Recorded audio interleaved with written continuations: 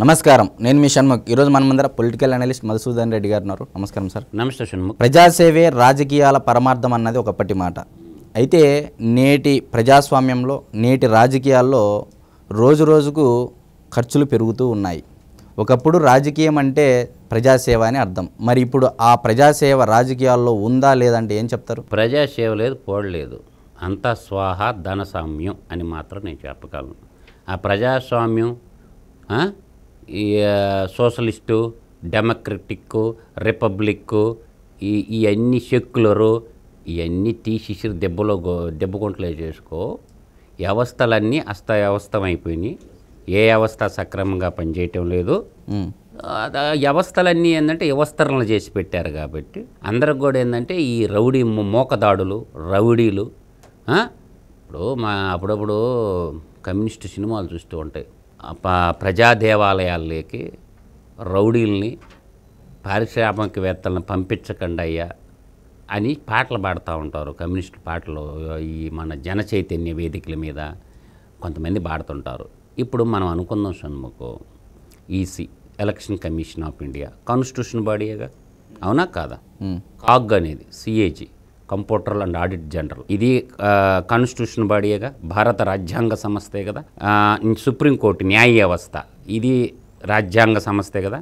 Parliament కూడా రాజ్యాంగ సంస్థే కదా. కేంద్రంలో ఏవైతే ఉన్నాయో నేను చెప్పిన యూపీఎస్సీ సర్వీస్ రాజ్యాంగ సంస్థే కదా. ఇట్లా రాజ్యాంగ సంస్థలో ఉన్నటువంటి వాటన్నిటికీ వాళ్ళ కోరలు పెరికేసి వీళ్ళు ఏకచ నియంతల్లాగా ప్రధానమంత్రి, దేశానికి ఇద్దరే మంత్రులు అని చెప్తారు.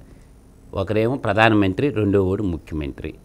మిగతా వాళ్ళు మంత్రులు కాదు, డమ్మీలు, మమ్మీలు అన్ని మాత్రం చెప్పగలం. ఇద్దరే మంత్రులు దేశంలో. ఒకరు ప్రధానమంత్రి, ఇంకొకరు ఏంది ముఖ్యమంత్రి. వాళ్ళు ఆడ పెట్టమంటే ఆడ సంతకం పెడతారు, వాళ్ళు తన్నమంటే తన్నిచ్చుకుంటారు, అర్థమైందా?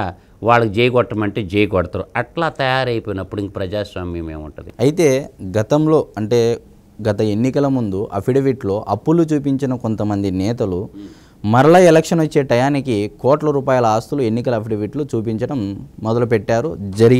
జరుగుతూనే ఉన్నాయి. మరి ఎలక్షన్ కమిషన్ వీటి విషయంలో నిబంధనలు విధించింది. ఒక ఎమ్మెల్యే అభ్యర్థి 40 లక్షల రూపాయలు, ఒక ఎంపీ అభ్యర్థి 95 లక్షల రూపాయలు ఖర్చు పెట్టాల్సిందని చెప్పేసి ఎలక్షన్ కమిషన్ నిబంధన విధించింది. మరి ఈ నిబంధనలు తెలిసి కూడా ఎలక్షన్ కమిషన్ చర్యలు తీసుకుంటుందా లేదా అంటే ఏం చెప్తారు? చర్యలు లేవు, పాళ్ళు లేవు. ఎలక్షన్ కమిషన్ ఆఫ్ ఇండియా పెద్ద ఆయన కాగ్, వీళ్ళిద్దరూ ఊరేసుకొని చచ్చిపోతే మీరు నా భాషలో వాళ్ళిద్దరు పెట్టే దొంగ సంతకాలే. వాళ్ళిద్దరు తప్పులు. అంటే ఎలక్షన్లో అది రాజకీయ నాయకులది కాదు. ఒక్కడన్నా నేను ఎదురు చూస్తూ ఉన్నా, ఒక్కడన్నా నీతిగా పనిచేస్తాడా అని. నేను 3 సార్లు ఎలక్షన్లో పనిచేసినప్పుడు మాకు ఎన్నికల అబ్జర్వర్గా అస్సాం నుంచి వచ్చాడు ఒక అతను. ఆయన్ని అడిగా. కేరళ ఆయన ఐఆర్ఎస్ ఆఫీసరు, అంటే ఈ లెక్కలు చూస్తాడు. ఇది కాగ్ కింద ఐఆర్ఎస్ వాళ్ళు ఉంటారు. నేను ఒక వివేకానందుడు బొమ్మ ఇచ్చా. నాతో రోజు సరదాగా మాట్లాడాడు బంగ్లాలో కూర్చొని. ఆయన, ఏం సార్ నువ్వు నీతిగా ఒక్క రిపోర్ట్ ఇస్తే ఈ ఓడినోడు ఇంటికి గెలిచినోడు కూడా ఇంటికి పోతాడు కదా సార్ అని. అవును పోతారు, నా పిల్లవాళ్ళు కూడా పైకి పోతారు అంటే, ఏం సార్ చచ్చిపోతే ఏమవుద్ది, పుట్టేది ఒక రోజు చచ్చేది ఒక రోజు, నీతిగా రాయిరా సార్ అన్నా. నేను బల్లెటోడివే, నాకు పెళ్ళాం బిడ్డలు ఉండరు అని అన్నాడు ఆయన. ఏం చేయాలి చెప్పు? అబ్జర్వర్ గారు కూడా అదే మాట అన్నారు. मैंने असम से आया मधु भाया, ऐसा करे तो मेरा को दुनिया से चले जाता, मेरा फैमिली ऊपर चले जाएगा, ऐसा हो रहा.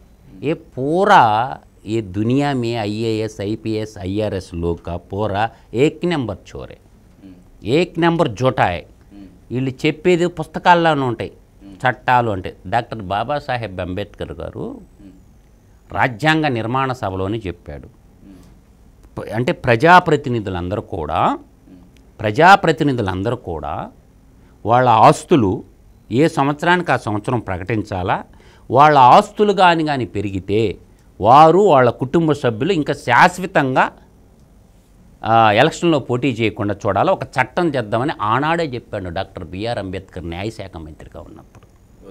పెద్ద ఆయన ఆలోచించి చెప్పాడు. నేను ఒక్కటి మాట చెప్తాను షణ్ముఖ్, ప్రభుత్వ ఉద్యోగులు ఉన్నారు, పబ్లిక్ సర్వెంట్స్ ఎవరు, ఎమ్మెల్యేలు ఎంపీలు కూడా పబ్లిక్ సర్వెంట్స్ కిందే వస్తారు కదా. వీళ్ళ మీద ఏసీపీ దాడులు జరుగుతుండేగా. ఎవరి మీద? ప్రభుత్వ అధికారుల మీద ఏసీపీ దాడులు చేస్తారుగా. ఇన్కమ్ ట్యాక్స్ రైడ్స్ జరుగుతాయిగా. ఎమ్మెల్యేలు ఎంపీల మీద ఇన్కమ్ ట్యాక్స్ రైట్స్ ఎందుకు జరగవు? ప్రతి సంవత్సరం వాళ్ళ ఆస్తుల చిట్టా ఎందుకు పెట్టరు? గతంలో అప్పుల్లో ఉన్నటువంటి వాళ్ళు ఇవాళ 100 కార్లు ఎట్టొచ్చినాయి? దానికి మీరు ఇది ఏం చేసి సంపాదించారు? మీరు ఇన్కమ్ ట్యాక్స్ కట్టారా లేదా? రిటర్న్స్ ఎందుకు దాడులు చేయరు? ఎక్కడైనా నువ్వు చూసావా? ఎక్కడన్నా దాడులు చేయంగా చూసావా ప్రజాప్రతినిధుల మీద? ఎందుకు దాడులు చేయరు? అంటే వాళ్ళ అఫిడవిట్లు చూస్తేనే అర్థమైపోద్ది కదా. ఇప్పుడు గత ఎలక్షన్లో అఫిడవిట్లు ఇచ్చారు, ఇప్పుడు అఫిడవిట్లు ఇచ్చారు. ఎందుకు ప్రతి సంవత్సరం? ఇప్పుడు ఐటీ రిటర్న్స్ టీచర్లు కూడా, చదువు చెప్పే గురువులు కూడా ప్రతి సంవత్సరం ఐటీ రిటర్న్స్ సబ్మిట్ చేస్తారు. అవును, టంచంగా కట్టేది ప్రభుత్వ ఉద్యోగులు ఐటీ. ఈ ఎమ్మెల్యేలు, ఎంపీలు, ప్రజాప్రతినిధులు వీళ్ళందరూ ఏం చేయాలా?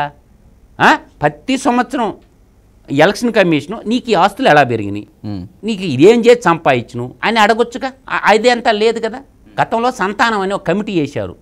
ఈ ప్రజాప్రతినిధుల మీద ఒక చట్టం చేద్దాము, వీళ్ళకి కానీ బాగా ఆస్తులు కానీ పెరిగితే, అంటే వాళ్ళకి కొంత జీతం ఉంటుంది కదా, ఎమ్మెల్యేకి పబ్లిక్ శాలరీ ఇస్తారు కదా, 5 లక్షల దాకా వస్తుంది షణ్ముఖు వాళ్ళకి పర్ మంత్ ఎమ్మెల్యేకి. ఈ డబ్బులు అంతకు మించి ఎక్కువ వచ్చినానికి అవినీతి చేసినట్టేగా. అవును, ఇప్పుడు 5 లక్షల జీతం నీకు ఇచ్చింది ప్రజాప్రతినిధిగా, అంతకు మించి నీ ఆస్తులు పెరిగినాయి అంటే నువ్వు ఎక్కడ లంగా లఫంగి లూటీ చేసినట్టే కదా. ఇసుకలోనో, మద్యంలోనో, లేకపోతే కాంట్రాక్టర్ల కాడ కమిషన్లో కొట్టేసినట్టే కదా. నువ్వు ఏమి చేసి సంపాదించినావు అంత డబ్బు? అఫిడవిట్లో చూపించినప్పుడు ఇమీడియట్గా రైడ్ చేయాలి కదా ఇన్కమ్ ట్యాక్స్ వాళ్ళు. ఏం బేకుతుంది ఇన్కమ్ ట్యాక్స్ డిపార్ట్మెంటు? గతంలో పెట్టిన అఫిడవిట్కి ఇప్పుడు పెట్టిన అఫిడవిట్కి డబల్ ట్రిపుల్ పెరిగినప్పుడు ఒక రోజే తీసుకో. 2019లో పెట్టిన అఫిడవిట్కి ఇవాళ అఫిడవిట్కి ఎంత తేడా ఉంది? దగ్గర 40% ఆస్తులు పెరిగాయి. ఏ ఊరు 40% షణ్ముఖో?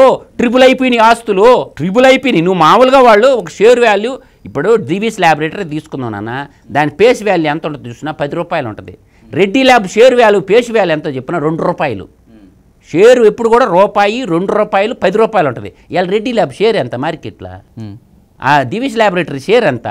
నీకేమో లెక్కేసేటప్పుడు 2 రూపాయలు లెక్క. మార్కెట్ వాల్యూ ఎందుకు లెక్కలోకి తీసుకోవు నువ్వు? అంటే మార్కెట్ వాల్యూ పైకి కిందకి తిరుగుతుంటుందని అబద్ధాలు చెప్తుంటారు. ఈరోజు 40 లక్షలు పెట్టి ఎవడన్నా ఒక్కడన్నా ఎమ్మెల్యే అయ్యేవాడుండా? 40 కోట్లు పైన పెడతారు. ఒక నియోజకవర్గం అయితే 250 కోట్లు ఖర్చు వస్తుంది. చెప్పనా నియోజకవర్గం పేరు దర్శి. ఆంధ్రప్రదేశ్లో హైయెస్ట్ ఖర్చు పెట్టే కాన్స్టిట్యున్సీ దర్శి. ఎందుకు? గెలాక్సీ గ్రానైట్ ఉంటుంది ఆ కాన్స్టిట్యున్సీలో. అందువల్ల ఏంటంటే 250 కోట్లు ఖర్చు అయ్యే ఎలక్షను ఒకే ఒక్క కాన్స్టిట్యున్సీ దర్శి, ఒక ఎమ్మెల్యే కాన్స్టిట్యున్సీ. కాదని చెప్పను ఉన్నా అవుద్ది. ఒక ఎంపీ 95 లక్షలు అని చెప్పాడు. 95 లక్షలు నామినేషన్ రోజు అయిపోయా. ఇంకా 95 కోట్లు అని రాస్తే బాగుంటుంది. 95 కోట్లు. 40 లక్షల కాడ 40 కోట్లు పెట్టాలా, 95 లక్షల కాడ 90 కోట్లు పెట్టాలా. ఇది కదా ఘనమైన ప్రజాస్వామ్యం. ఇంక ఈ దేశంలో చట్టం ఏడుంది, రాజ్యాంగం ఏడుంది, తర్వాత ఇన్కమ్ ట్యాక్స్ ఏడుంది, కాగ్ ఏడుంది. నీకు నాకు టైం వేస్ట్ ఈ మాటలు మాట్లాడుకోవటం. అన్ని వ్యవస్థలు అయిపోయి వ్యవస్థం అయిపోయింది. ఎవడికి దమ్ముంటే వాడు ఈదుకోవటమే. ప్రజాస్వామ్యం లేదు, పాడు లేదు, మొత్తం ధనస్వామ్యమే అని మాత్రం నేను ఘంటాపరంగా చెప్పగలను. వాడు ఉరేసుకొని చేస్తే బాగుంటుంది అనుకుంటున్నా. అది కాగ్గోడు.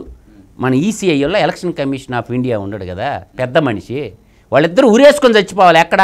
రాష్ట్రపతి భవనం ముందో లేకపోతే సుప్రీంకోర్టు కాడికి పోయి మేము సక్రమంగా చేయటం లేదు, అంతా అక్రమంగా చేస్తున్నాం, మేము పెట్టిన సంతకాలన్నీ దొంగ సంతకాలేను, ఈ అభివృద్ధులు 40 లక్షలు కాదు మేడం పెట్టింది, మా చేతులు కట్టేశారు, బందీ చేశారు రాజకీయ నాయకుల పార్టీలు, మా పిల్లోళ్ళ కోసమో మేము ఉద్యోగాలను చెప్తా, దీన్ని మేము పరిరక్షించలేము.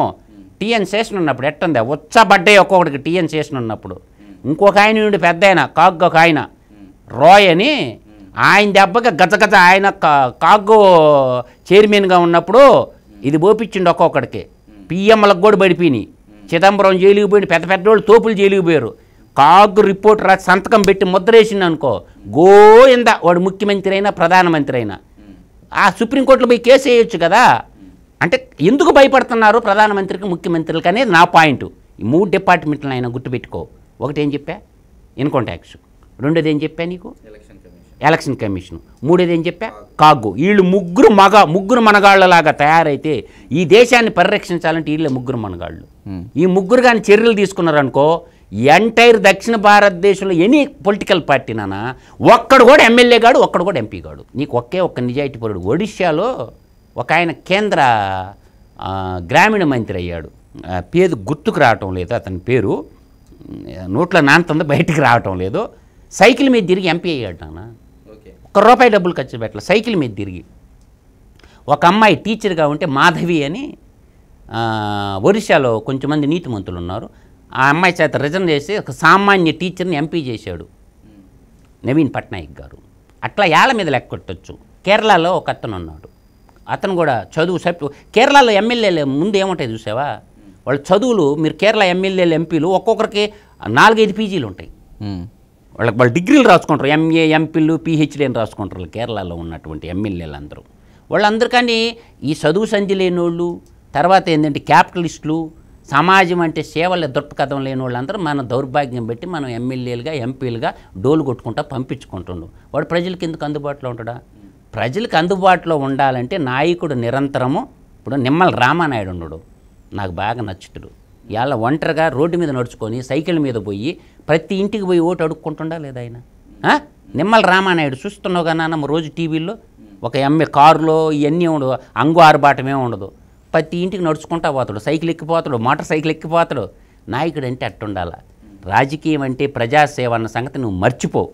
రాజకీయం అంటే ఇప్పుడు నాకు తెలిసింది, నేను చూస్తున్నది, దోచుకున్నోడికి దోచుకున్నంత, కట్టుకున్నోడికే కట్టుకున్నన్ని కొంపలు. అందువల్ల ఏంటంటే రాజకీయం అనేది ప్రజాసేవ అనే ముసుగు తీసేయి. రాజకీయం అంటే నా దృష్టిలో ప్రజాస్వామ్యం కాదు, ధనస్వామ్యం అని మాత్రం నేను చెప్పగలను.